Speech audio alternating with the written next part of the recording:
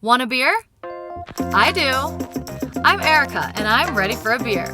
I live in Colorado, one of America's beer meccas, and believe me, I've tried my fair share. You see, under the glam and glitz, this girl is just a beer drinker. I'm lucky to live near some great craft breweries, and you do too.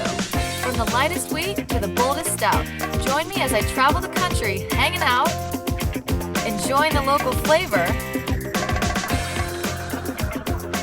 meeting up with my beer-making friends, and making new ones all over the finest craft beers. If you like beer, you'll love us.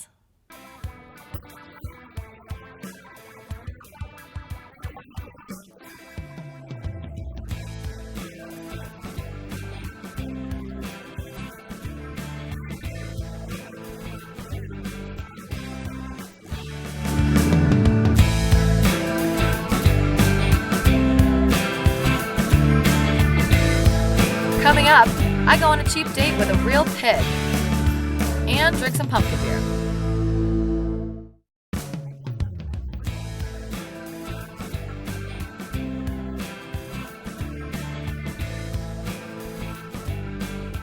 In 1994, Mike and Amanda Bristol started Bristol Brewing Company right here in Colorado Springs. All right, so we're here with the big man, Mike from Bristol Brewing Company. Charge of it all, huh? I guess so. Well, let's start from scratch. Where did the beginning come from? Well, I started homebrewing just as a hobby. I moved to Florida. It was hard to find good beer, so I thought, well, I'll just make my own. And so I started doing that, and then I sort of hit that line where I became obsessed with it, and I was studying it, and I was fabricating my own equipment, and I said, whoa, I probably either need to do this for a living, jump off the cliff, or people are going to think I'm a little weird.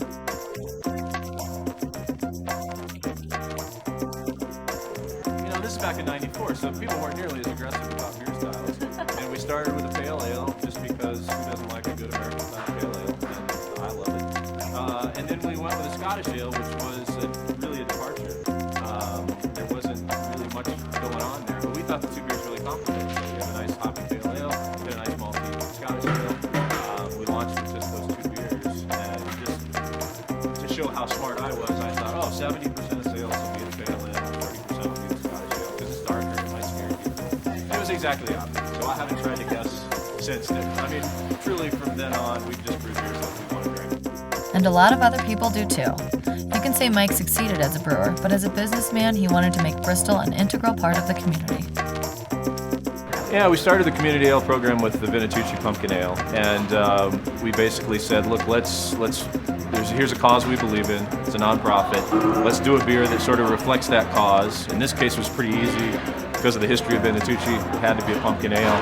But then let's take all the profits from that particular beer and give it back to the charity. So it's really twofold. Part of it is the cash, but part of it's also the exposure for that particular group.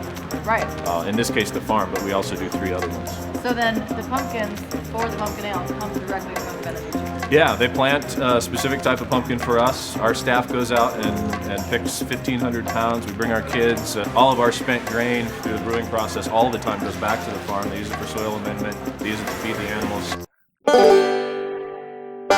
In the 30s, Nick Venetucci was rising through the ranks as catcher in Babe Ruth's New York Yankees when his father called. It wasn't a congratulations, but a request to come home and help on the newly purchased family farm. Well, let's just say Nick is known as the Pumpkin Man and not Mr. October, a decision he never regretted. I'm here with Susan Gordon here at Venetucci Farms. We just got here and we're excited to check it out. I mean, this is a big farm. This is where they grow the pumpkins. Her and her husband, Patrick Hamilton, manage the farm, and she's here to tell us about the relationship that Venetucci has with this community. People come on this farm, generations saying, when I was a kid, I came, and now I'm bringing my kids, and I want my grandkids to be able to come, and so it just, the community, they love this place. All right, Susan, thanks. Let's go check out the farm.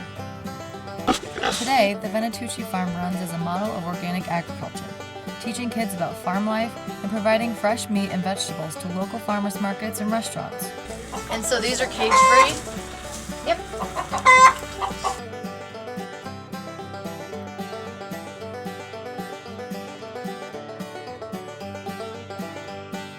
All right, Harley, while you're mashing up that pumpkin, I'm gonna go grab a pumpkin beer. See you later. This truly is a farm-to-table, glass experience. I mean, this has to be good for you, right? I love it. It is. I'm going to take a couple. It has antioxidants, flavonoids, B vitamins, soluble fiber, silicone to help strengthen your bones, polyphenols to lower your cholesterol. Well, I guess that's a good idea, right? Well, I couldn't think of a better way to get my vitamins and minerals. Awesome! I love these places.